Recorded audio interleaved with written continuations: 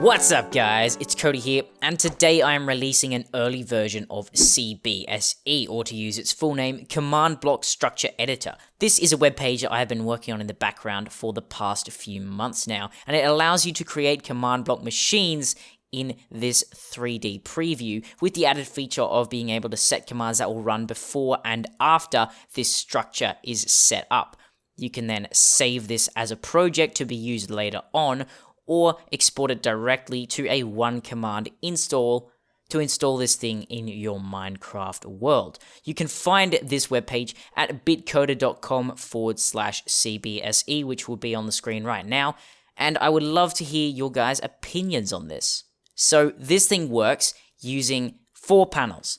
Panel 1 edits the selected command block's data. You can edit the command up here in this text box that says command, but everything else is changed using this panel. You can change the type, whether it's conditional, you can change the direction, etc. You can also give it additional NBT data, which in most cases will probably be useless, but you can do things like success count 1, etc. I don't really know what to put in there. And then you can just use the cancel or save buttons to apply or undo the changes you've made to the command block. And you can see that has updated in our preview window. And this is our next panel. Our second panel, command structure preview here, it edits the command block structure and controls what we have selected. So this is our click action button. Our current click action is to select the command block we click on.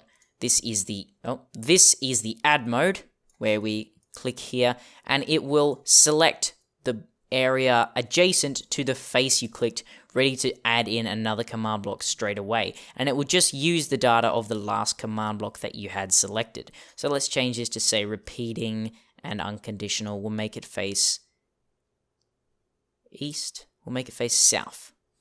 And we'll remove that and add it in. This button, by the way, don't track output. That means that the command blocks aren't tracking output by default. Alright, so I went off on a bit of a tangent here. I was talking about our second panel here. So we have the click actions. Then we have click action remove. This will simply remove the command block that you click on. However, it will select that space and save the data of that command block you removed here, so you can easily add that back again simply by clicking save. Actually, that's a bug. That should say add. I'll fix that. Then we have the cut, copy, and paste buttons, which will just cut, copy, and paste the command you have selected. So for example, if I cut here, and oh yes, the camera, that was the one that I didn't mention. Sorry, the camera click action will simply focus your camera on the command block that you click on. So if we go to this one and we just paste there, you can see that has pasted in the command block. And you can paste as many times as you like. Let's grab this one, copy that, and select here and paste that there. And so you can see how that works. Then the next button will the next button will move the selection in the direction that your currently selected command block is facing. So this command block here is facing south, so it's going to move the selection 1 block south. And that's how that works. Then finally we have our third panel, which controls the setup commands, the commands that run before setup in the pre-setup tab, and the commands that run after the structure is set up in the post-setup tab. You will need to remember to use the cancel and save buttons. If I type something in here, say test, I have to either cancel or save that. I can move into this tab and it will keep what is in the pre-setup tab, but I do actually need to click save before it will update the one command install here. So this brings us to our final panel. Our fourth panel, the one command install, simply shows the one command install. If the command is too long because the structure is too big, or you have too many pre-setup and post-setup commands, it will automatically split it into multiple commands that you can use. And it will even keep the command block that you paste the command into ready for the next command to be pasted in there as part of that process. Then finally, we have the menu bar.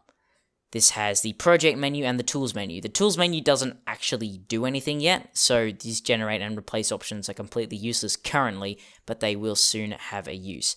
The project menu allows you to create a new project, to load a project from a save file, to save a project to a file by copying here or using the copy shortcut on your keyboard, and then the settings which simply control the offset that our project is set up in your Minecraft world. These buttons control whether the offset is relative to the minecarts that spawn the whole thing, or whether they are absolute coordinates. For example, if you always want your project to be set up at y equals 10, you simply press that button to turn off relative coordinates, and just type in 10 there.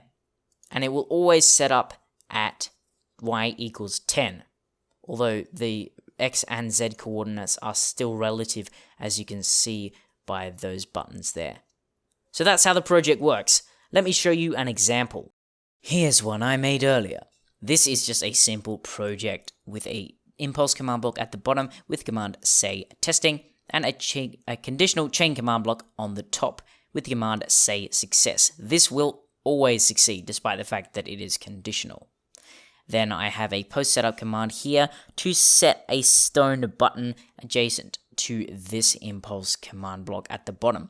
I have substituted the tilde relative coordinates with these $x, $y, and $z terms here because they work the same as the tildes, but they are relative to the project's offset rather than the command block minecarts that actually set up the project.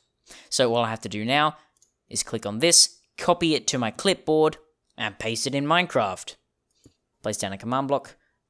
I am running 1.10.2, by the way.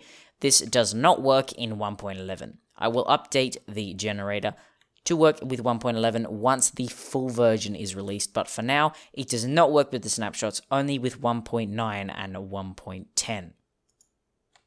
Paste the command block in here, activate that, and it sets up, and I press this button, testing success. Let me just clear my chat, get rid of the debug menu. And you can see that is working exactly as it should. Obviously, you can create far more complex projects than that, but that was just a quick example to show you how this tool works. But that's all for now, guys. Thank you very much for watching. I will leave a link to this webpage in the description to the video and in an annotation on the screen right now, so you can click that to go straight there. Leave a like if you enjoyed the video and subscribe for more command contraptions, tutorials, generators, and a whole bunch of other stuff. And I'll see you in the next video.